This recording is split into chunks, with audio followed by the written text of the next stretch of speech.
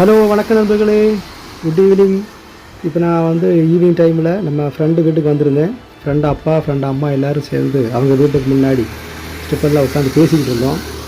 கொஞ்ச நேரம் பேசி முடித்த உடனே அவங்க அப்பாவும் அம்மாவும் எதிர் வீட்டில் பார்த்துக்கிட்டு இருந்தாங்க.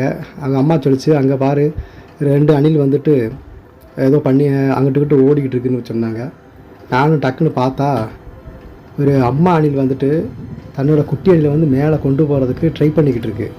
இங்கே மழை பெய்ய போது இடியெல்லாம் பயங்கரமாக சவுண்டு கேட்கும். உங்களுக்கு இந்த வீடியோவில் கேட்குதா? அப்போ என்னென்னா, ஏதோ மரத்துலேருந்து இந்த குட்டியை வந்து வீட்டுக்கு மாற்றிக்கிட்டு இருக்கு, ஷிஃப்ட் பண்ணிக்கிட்டு இருக்குது புது இடத்துக்கு. இப்போ இந்த அணில் வந்து பெரிய அணில் வந்து தாவி ஏறி போயிட்டு சைடில், ஆனால் அந்த குட்டி அணில் வந்து தாவ முடியல. அதை எப்படியா மேலே கொண்டு போகிறது ட்ரை பண்ணிக்கிட்டு இருக்குங்க. அதை தான் நீங்கள் பார்த்துக்கிட்டு இருக்கீங்க. இப்போ நாங்கள் 3 பேரும் இப்போ அதை தான் பார்த்துக்கிட்டு இருக்கோம். ஆனால் இதில் ஒரு என்னென்னா, அந்த எதிர் வீட்டில் இருக்கிற யாருமே அங்கே இல்லை. நம்ம இல்லைன்னா அவங்ககிட்ட சொல்லி ஏதாவது கம்பு ஏதாவது உடலை வச்சு விட்டுருந்தோம்னா அந்த குட்டியில் வந்து மேலே ஏறி போயிடும், தப்பிச்சிடும். ஆனால் அந்த வீட்டில் யாருமே இல்லை, கேட்டெல்லாம் போட்டு எங்கேயே போயிட்டாங்க. நம்ம எதுவுமே பண்ண முடியாது. ஏன்னா அந்த வீட்டில் 2 நாய் அந்த கிரவுண்டில் கிடக்கு. இந்த ரோட் சைடு இருக்க வீடு கிரவுண்டில் கிடக்கு. நம்ம பக்கத்துக்கு போனால் நாய் நம்ம கடிக்க வரும். இங்கேருந்து பார்க்கும்போதே நாய் வந்து ஒரு டைப்பாக தான் என்ன பார்த்துக்கிட்டு இருக்கிறாங்க. எப்படியாவது மேலே போயிடலாமல் மேலே போயிடும்னு நினச்சி நானும் வீடியோ எடுத்துக்கிட்டு இருக்கேன். சக்ஸஸ் ஆச்சுன்னா நல்லா தான் இருக்கும். நம்ம மனசு கொஞ்சம் சந்தோஷமாக இருக்கும். ஏன்னா இது வந்து இப்போ ஈவினிங் டைம் 6 மணி முடிஞ்சிட்டு கொஞ்சம் நேரத்தில் இருட்டிச்சுன்னா பிறகு இது எப்படி மேலே ஏறி போகும்னு எனக்கும் தெரியல. அந்த ஒரு சன் கிடையாது, வேறு ஏதோ டிடிஹெச் நினைக்கிறேன், ஏதோ ஆன்லைன் வச்சுருக்காங்க. அதை வந்து சோபரில் தான் ஓட்ட வச்சுருக்காங்க. அது வரைக்கும் தாவினாலே போதும். ஆனால் இந்த குட்டியனால அது வரை கூட தாவ முடியல. ரொம்ப கஷ்டமாக இருக்குது. அந்த அம்மாவோட பாச போராட்டத்தை பார்த்தீங்களா? எப்படியாவது தன்னோட குட்டியை வந்து காப்பாற்றி மேலே கொண்டு போயிடணும்னு ட்ரை பண்ணுது. ஆனால் அந்த குட்டி வந்து தாவக்கூடிய இடத்துல கிடையாது. அதோட எய்ம் வந்து கொஞ்சம் நேரம் ரொம்ப தூரமாக இருக்குது. இப்படித்தான் தாவன்னு அந்த அம்மா வந்து சொல்லிக் கொடுக்கு. ஆனால் இதோட உடம்பு அதுக்கு ஒத்துழைக்க மாட்டேங்குது. சின்ன குட்டியாக இருக்குது.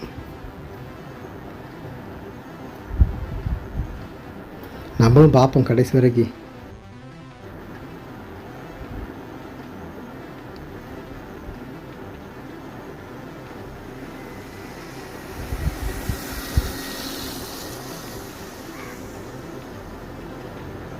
இந்த அம்மாவோடையும் இந்த குட்டியோட இதுவும் இதை வந்து பார்க்க கொஞ்சம் இதாக இருக்கிறவங்க வந்துட்டு ஸ்கிப் பண்ணி பாருங்கள்.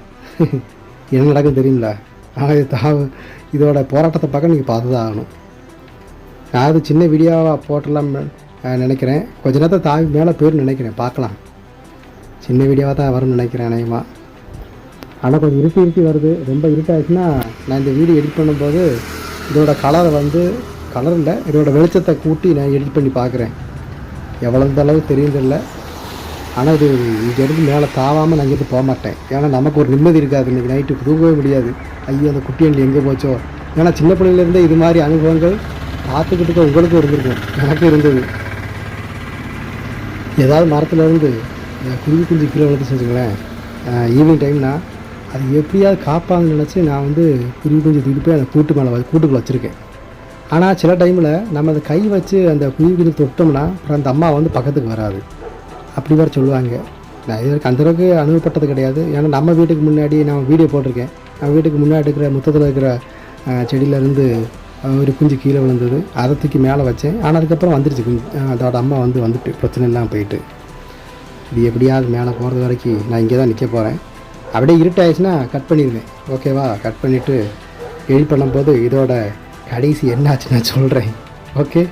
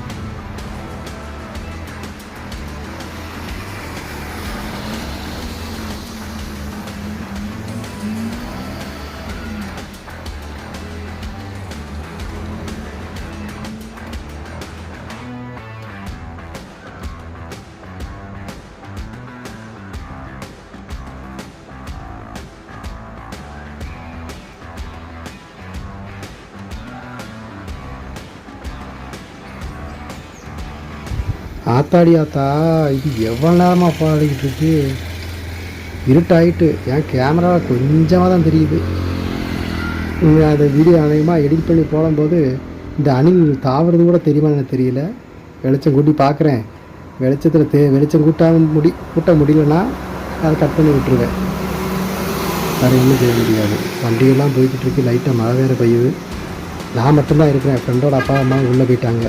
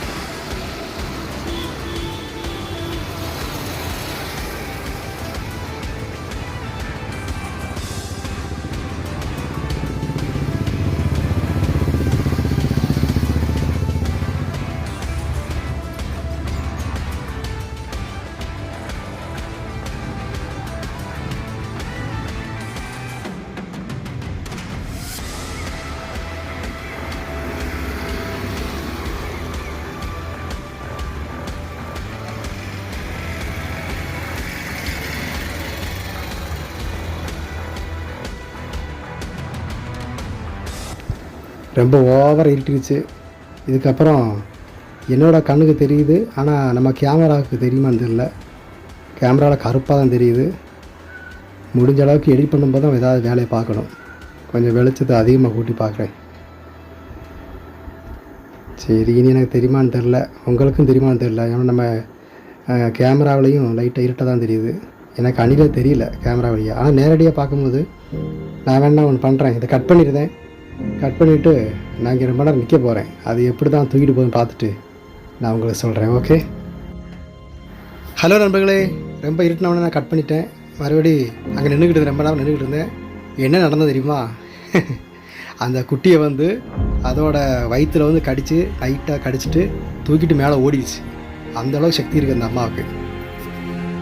நான் நினைக்கிறேன் அந்த குட்டியை வந்து எப்படியாவது இந்த உயரமாக தாவறதுக்கு சொல்லி கொடுத்துக்கிட்டுன்னு நினைக்கிறேன். ரொம்ப இருட்டானவொடனே இனி இதால் தாவ முடியல, இனி நிப்பாட்டினா சரிப்படாதுன்னு சொல்லி அதுவே தூக்கிட்டு ஓடிடுச்சு. ஓகே நண்பர்களே, அடுத்த வீடியோ சந்திப்போம். அப்படியே லைக் பண்ணி ஷேர் பண்ணி சப்ஸ்கிரைப் பண்ணுங்கள். தேங்க்யூ.